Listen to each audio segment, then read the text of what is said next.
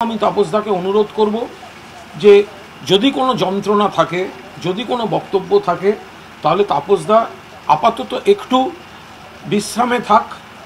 দয়া করে তাপসদা যাতে অন্য কোনো দলে যোগদান না করে।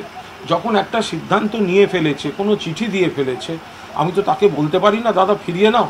সকালে ব্রাত্য বসু ছিল আমার বন্ধু, তাপস রায়ের সঙ্গে আমি ব্রাত্য কথা বলেছি, আমরা চেষ্টা করেছি, আমরা অনুরোধ করেছি, কিন্তু সিদ্ধান্ত পুনর্বিবেচনা সেগুলো নিয়ে আমরা বলতে চাই না। সেটা আমি কেন বলবো, আমাদের দলের মুখপাত্ররা বিষয় বলবেন, আমি বলার কেউ নই। তো এখন আমি এইটুকু বলতে পারি তাপস রায়কে অনুরোধ করা যে দাদা আপনি যখন ছেড়েছেন কোনো যন্ত্রণায় বা কোনো বক্তব্যে বা তো তাহলে আপনাকে পদত্যাগ প্রত্যাহার করতে হবে না, কিন্তু একটু যদি কদিন বিশ্রাম নেন, যদি সম্ভব হয় বিবেচনা করে দেখবেন। আপনি নিশ্চয়ই আপনার মতো কোনো সিদ্ধান্ত নিচ্ছেন, আপনি দয়া করে কোনো প্রতিপক্ষ রাজনৈতিক দলে যোগদান করবেন না। ধরুন আমি যে তৃণমূল করছি, আমার কি কোনো অভিমান নেই, আমার কি কোনো বক্তব্য নেই, কিন্তু যখন দল এটা দিনের শেষে, যতই গণতান্ত্রিক দল হোক, দিনের শেষে এটা একটাই বক্তব্য যে নেত্রীর নাম মমতা ব্যানার্জি, নেতার নাম অভিষেক বন্দ্যোপাধ্যায়, দলটার নাম তৃণমূল কংগ্রেস। ফলে আমরা যা যা সমস্যা হবে আমরা আবার সেগুলো সর্ট আউট করার জন্য আমরা নেতা নেত্রীর সঙ্গে কথা বলবো। আপনি দয়া করে অন্য কোনো প্রতিপক্ষ দলে আপনি যোগ দেবেন না, সেক্ষেত্রে একটা রাজনৈতিক বৈরিতা, অনভিপ্রেত একটা পরিস্থিতি তৈরি হবে। ফলে এটা আপনাদের মাধ্যমে আমি এই অনুরোধটা তাপসদাকে করতে পারি।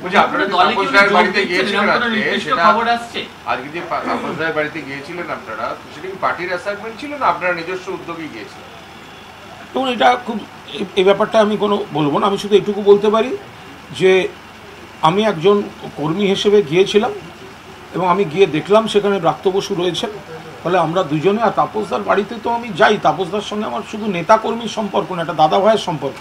আমার পাড়া দিয়ে আসতে গেলে তাপস রায় খোঁজ নিয়ে নেয় আমি আছি কিনা, আমাকে চায়ের দোকানে বা ক্লাবে বসে থাকতে দেখলে তাপসদা বসে গিয়ে আড্ডা মারেন। আমি তাপসদার বাড়িতে সকালে যাই, বৌদি আমি খাওয়া দাওয়া করি। এখন তাপসদা চলে গেলে সেটা তো একটা ব্যক্তিগতভাবে একটা ফাঁকা হবে, আমরা একসঙ্গে রাজনীতি করতাম ইত্যাদি। ফলে ব্রাত্য আপ্রাণ চেষ্টা করেছে বোঝাবার, ব্রাত্য তাপসদাকে অত্যন্ত শ্রদ্ধা করে, তাপসদাকে ভালোবাসে, আমিও চেষ্টা করেছি। কিন্তু কারোর যদি কোনো সিদ্ধান্ত থাকে, সবাই পূর্ণবয়স্ক মানুষ, তো এখন তারপরেও যখন দেখেছি যে তাপসদা ইস্তফা দিয়েছে, সেক্ষেত্রে একটাই অনুরোধ যে তাপসদা যদি এইটুকু কনসিডার করেন যে আমরা নেতা নেত্রীদের সঙ্গে আবার কথা বলবো, তাপসদা যদি অন্য কোনো দলের যোগ না দেয়, কোনো যন্ত্রণা হচ্ছে, কিছু করতে ইচ্ছা করছে না, তাহলে একটু বিশ্রামে থাকা, একটু রিজার্ভ বেঞ্চে বসা। যদিও তাপসদা একজন সিনিয়র দক্ষ সংগঠক এবং মানে মানে একটা পরিচিত নাম, তবু অন্য কোনো প্রতিপক্ষ দলে তাপসদা যাতে যোগ না দেন, তখনও সেই অনুরোধও করে এসেছি, এখন আপনাদের মাধ্যমে আবার সেই অনুরোধ করব।